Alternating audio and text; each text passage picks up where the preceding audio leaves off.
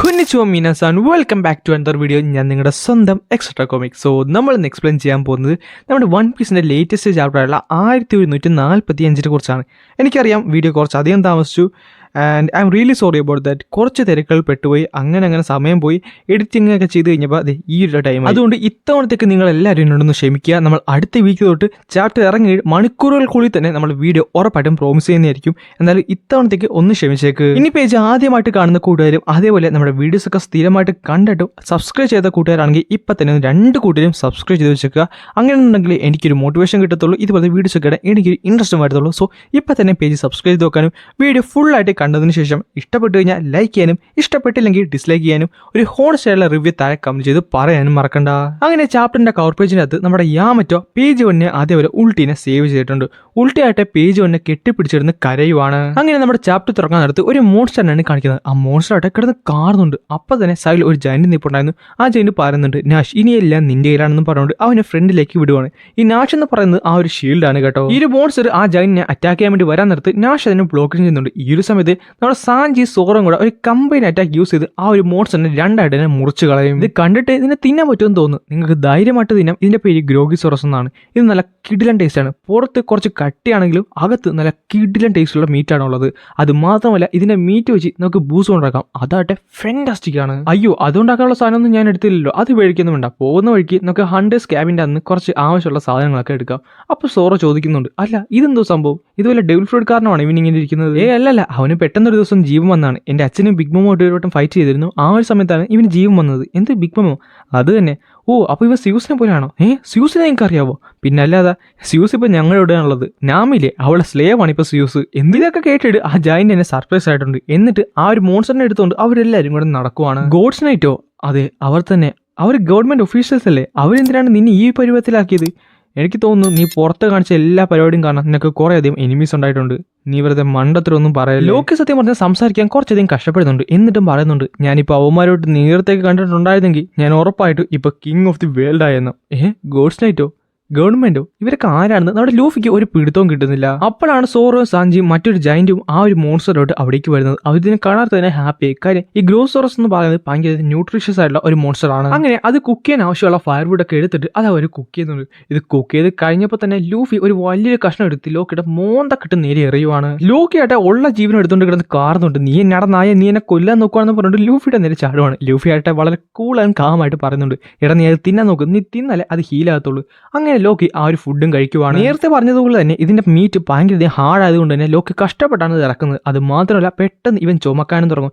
ഈ ഒരു സമയത്ത് ലൂഫി നേരെ ഓടിയിട്ട് തിരിച്ച് ഒരു വലിയൊരു കപ്പുമായിട്ടാണ് വന്നത്. അതിൻ്റെ അകത്ത് നല്ല ചൂടായിട്ടുള്ള സൂപ്പാണ്. തിളച്ച പാത്രമായിട്ടാണ് ലോക്കിയുടെ അടുത്തേക്ക് ലൂഫി ഓടി വന്നത്. അതുകൊണ്ട് തന്നെ ലോക്കി കിടന്ന് കാണുന്നുണ്ട്, നീ എന്റെ അടുത്തേക്ക് വരില്ല എന്നും പറഞ്ഞുകൊണ്ട്. പക്ഷേ പറഞ്ഞിട്ട് കാര്യമില്ല, ലൂഫി എപ്പോഴും ലൂഫി തന്നെയാണ്. ലൂഫിയായിട്ട് ആ ഒരു സാധനം കൊണ്ട് നമ്മുടെ ലോക്കിയുടെ മേത്ത് ഒഴിക്കുന്നുണ്ട്. ലൂഫി പറയുന്നുണ്ട്, ഞാൻ സത്യം പറഞ്ഞാൽ അത് അറിഞ്ഞുകൊണ്ടല്ല, എന്നോട് ക്ഷമിക്കുന്നു പറഞ്ഞുകൊണ്ട് പുള്ളിക്കാരൻ കിടന്ന് കാണുന്നുണ്ട്.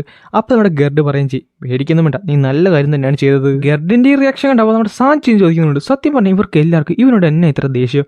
അപ്പൊ സോറയും പറയുന്നുണ്ട്, എനിക്ക് തോന്നുന്നു എന്തൊക്കെ വരാൻ പോകുന്നുണ്ട്. അത് മാത്രമല്ല ലൂഫിക്ക് അവൻ നേരത്തെ കൊടുത്ത വാക്ക് അത് ഒരു ട്രിക്ക് ആകാനാണ് ചാൻസ് കൂടുതൽ. നിനക്കൊക്കെ റെഡ് ഹെയറിനെ കുറിച്ചുള്ള കാര്യങ്ങളല്ല അറിയേണ്ടത്. ഞാൻ അതിനെപ്പറ്റി കള്ളമൊന്നും പറഞ്ഞൊന്നുമല്ല, അത് ഞാൻ പറയാനും തയ്യാറാണ്. അങ്ങനെയാണെന്നുണ്ടെങ്കിൽ നീ അത് പറ. പക്ഷേ ഡീൽ ഇങ്ങനെ അല്ലായിരുന്നു. ആദ്യം നീയൊക്കെ എന്നെ ഫ്രീ ആക്കുമെന്നല്ലേ പറഞ്ഞിരുന്നത്. എനിക്കറിയാം ഇവന് റെഡ് ഹെയറിനെ കാണാൻ ഭയങ്കര അധികം ആഗ്രഹമുണ്ടെന്ന്. അത് സത്യം പറഞ്ഞാൽ മറ്റാരെക്കാട്ടും എനിക്ക് മനസ്സിലാകുകയും ചെയ്യും. കാര്യം എൻ്റെ ചെറുപ്പത്തിലും ഞാനൊരാളെ ഇതേപോലെ തന്നെ കണ്ടിരുന്നു. ഇതേ സമയത്ത് ഹജുറത്തിനായിട്ട് ഒന്നും തന്നെ മിണ്ടാതെ ഇതെല്ലാം കേട്ട് അവിടെ ഇങ്ങനെ നിൽപ്പുണ്ട്. എന്ത് നിനക്കും ആ ഫീലിംഗ് അറിയാവോ? പിന്നല്ലാതെ സത്യം പറഞ്ഞാൽ ഞാൻ ആ സമയത്ത് ഒരു കൊച്ചായത് നന്നായിട്ട് എന്നെ റിഗ്രറ്റ് ചെയ്യുന്നുണ്ട്. എന്നിട്ട് ഒരു ഫ്ലാഷ് ബാക്കാണ് കാണിക്കുന്നത്. ലൂഫിയായിട്ട് ഒരാളോട് പറയുന്നുണ്ട്, എന്നെ കൊണ്ട് നിങ്ങളുടെ അടുത്തേക്ക് കൊണ്ടുപോകും. പക്ഷേ അയാൾ തിരിച്ച് പറയുന്നുണ്ട്, ഞാൻ നിന്നെ പോലത്തെ ബ്രാൻഡിനൊന്നും കൊണ്ടുപോകത്തില്ല. ഞാൻ വീണ്ടും കുറേ വട്ടം പറഞ്ഞ് ഇനി ഞാൻ പറയത്തുമില്ല. അങ്ങനെയാണോ? അങ്ങനെയാണെന്നുണ്ടെങ്കിൽ ഞാൻ നീയോട്ടൊരു ചലഞ്ച് ചെയ്യുവാണ്. പിന്നെ കാണിക്കുന്നത് ചോരിൽ കുളിച്ചിറക്കുന്ന നമ്മുടെ ലോക്കിനാണ്. അപ്പം തന്നെ ആ ഒരു ക്യാരക്ടർ പറയുന്നുണ്ട്, മിണ്ടാതിരി ന്യൂ ഗേറ്റ്, എനിക്കറിയാം ആ ഒരു പയ്യനാണെന്ന്, പക്ഷേ അവൻ്റെ വെപ്രാളം കണ്ടില്ലേ, എനിക്കത് അത്ര ഇഷ്ടപ്പെട്ടില്ല. ചുരുക്കം പറഞ്ഞാൽ ലോക്കി അഡ്മയർ ചെയ്യുന്ന ആ ഒരു ക്യാരക്ടർ ഉണ്ടല്ലോ, അത് മറ്റാരുമില്ല നമ്മുടെ സെബേക്കാണ്. എന്നിട്ട് ലോക്കി പറയുന്നുണ്ട്, സത്യം പറഞ്ഞാൽ ഞാൻ ജനിച്ചത് ഒരു റോങ് ഇറയിലായി പോയി. പിന്നെ നമ്മുടെ ജയൻസിന്റെ ഷിപ്പിലാണ് കാണിക്കുന്നത്. അവരായിട്ട് കുറേ അധികം മോൺസ്റ്റേഴ്സ് ഒരേ സമയത്ത് തന്നെ അറ്റാക്ക് ചെയ്യുന്നുണ്ട്. പലരും എല്ലാവരും പല സൈഡിൽ നിന്ന് ഇവരെ തിരിച്ചു അറ്റാക്ക് ചെയ്യുന്നുണ്ട്. നമ്മുടെ ഗവാനായിട്ട് ലോക്കിനെ പോലുള്ള ഒരു തന്നെ അറ്റാക്ക് ചെയ്ത് കൊല്ലുകയും ചെയ്യും. ഇതെല്ലാം പിള്ളേരുടെ ഇമാജിനേഷൻ എന്നല്ല അറിഞ്ഞത്. സത്യം പറഞ്ഞാൽ ഇത് റിയലുമായിട്ട് ഒത്തിരി സാമ്യം ഇല്ലാത്തത് നമ്മുടെ ഭാഗ്യം. അങ്ങനെയാണെന്നുണ്ടെങ്കിൽ നമ്മൾ കുറച്ചധികം കഷ്ടപ്പെട്ടേന്ന്. എന്നിട്ട് ഗബം പറയുന്നുണ്ട്, എനിക്കിനി 3 പേരെയും കൂടെ കാണാൻ സാധിക്കുന്നുണ്ട്. എൽബാഫിന് സേഫ് അല്ലെന്നുണ്ടെങ്കിൽ അതിനർത്ഥം വേൾഡ് എൻഡ് ചെയ്യാൻ പോകുവാണെന്ന് നമ്മുടെ ഗബാനും പറയും. പിന്നെ കാണിക്കുന്നത് വേറൊരു സ്ഥലമാണ്. അവിടെയായിട്ട് സീ ക്ലൗഡ്സിലെ വെള്ളം യൂസ് ചെയ്ത് അവിടുത്തെ തീയൊക്കെ അണക്കാൻ മാക്സും ജെയിംസും യൂസ് ചെയ്യുന്നുണ്ട്. അപ്പോൾ സോൾ കിടന്ന് കാണുന്നുണ്ട്, നിങ്ങൾ എന്തായാലും ഇവിടേക്ക് വന്നു നന്നായി, പക്ഷേ എത്ര പെട്ടെന്ന് തന്നെ അതൊന്ന് അണക്കാൻ നോക്കി. കാര്യം പിള്ളേർ ആ തീയിലേക്കാണ് നടന്നു പോകുന്നത്. അവിടെ ഉണ്ടായിരുന്ന ജയൻസ് അവരുടെ മാക്സിമം ശ്രമിക്കുന്നുണ്ടായിരുന്നെങ്കിലും പ്രത്യേകിച്ച് ഉപകാരമൊന്നും ഉണ്ടായില്ല. അവർ വീണ്ടും അതിലേക്ക് നടന്നുകൊണ്ടേയിരുന്നു. ഗുങ്കോ ഇങ്ങനെ പോയി കഴിഞ്ഞാൽ അവർക്ക് ഉറപ്പായിട്ടും പോലും. അതാകുമ്പോൾ അവർ എഴുന്നേക്കത്തില്ലേ, പിന്നെ ഉറപ്പായിട്ടും എഴുന്നേറ്റിരിക്കും. ആ ചൂടും ആ വേദനയും അവരുടെ പാരൻസിന്റെ കാറിലൊക്കെ കേൾക്കാൻ നേരത്ത് ഉറപ്പായിട്ടും എഴുന്നേക്കും. പക്ഷേ അവർ കത്തിച്ചാമ്പലായി പോകും. അവരുടെ ബോൺസ് വരെ കത്തിച്ചാമ്പലായി പോകും. ഓ, അത് പൊളിച്ച്, അതെന്തായാലും എനിക്ക് നന്നായിട്ട് ടച്ചായി. പിന്നെ ആ വെള്ളത്ത് ആരും ഒരാൾ കിടക്കുന്നുണ്ട്. അതേസമയം തന്നെ ഈ ഫയർ ഫൈറ്റേഴ്സ് യൂസ് ചെയ്തിട്ട് വലിയ ഉപകാരമൊന്നും ഉണ്ടായില്ല. നമ്മുടെ സോളായിട്ട് ആ പിള്ളേരോടെ തന്നെ തീയിലേക്ക് കിടന്ന് ഓടുന്നുണ്ട്. ഇതേ സമയത്ത് ഇതൊക്കെ കണ്ടുകൊണ്ട് നമ്മുടെ സൺ ഷോമിസ് കിടന്ന് ചിരിക്കുന്നുണ്ട്.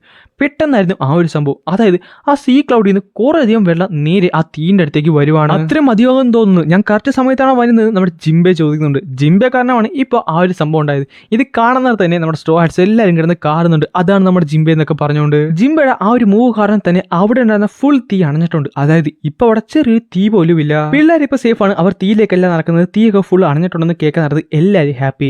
ഇതേ സമയത്ത് നമ്മുടെ റോബിനും ചോപ്പറും ആ ഒരു മൂവ് റെക്കഗ്നൈസ് ചെയ്യുന്നുണ്ട്. അവർക്ക് മനസ്സിലായി ജിംബെ അടുത്ത് എവിടെയോ തന്നെയുണ്ടെന്ന്. ജിംബെ അത് പൊളിച്ച്. സത്യം പറഞ്ഞാൽ സ്കൂളിലുള്ള എല്ലാവർക്കും എന്നെ വെറുപ്പാണ്. പക്ഷേ എങ്കിലും അവരെല്ലാവരും എൻ്റെ ഫ്രണ്ട്സ് അല്ലേ, എനിക്ക് അവരെ സേവ് ചെയ്യണമെന്ന് നല്ല ആഗ്രഹം ഉണ്ടായിരുന്നു. നീ പേടിക്കേണ്ട കൊള്ളോൺ, അവരെല്ലാവരും നമ്മൾ സേവ് ചെയ്യുന്നത് നമ്മുടെ നാമിയും പറയും. പെട്ടെന്ന് അവിടേക്ക് നമ്മുടെ ഗുങ്കോ വന്നിട്ട് പറയുന്നുണ്ട്, സോ സ്കൂളിൽ പഠിക്കാത്ത ഒരു പയ്യനും കൂടെ ഉണ്ടല്ലേ, ഇവനെ കണ്ടിട്ട് കുറച്ച് കുരുത്തം കെട്ടവനാണെന്ന് തോന്നുന്നുണ്ടെന്ന് പറയുന്നിടത്ത് തന്നെ എല്ലാവരും ഞെട്ടിത്തെരിച്ച് നിൽക്കുവാണ്. ഫൈനലി നമ്മുടെ സ്ട്രോ ഹാറ്റ്സിലെ ഒരു ടീമും നമ്മുടെ ഹോളി നൈറ്റ്സിലെ ഒരു ടീമും കൂടെ ഫേസ് ടു ഫേസ് കണ്ടിട്ടുണ്ട്.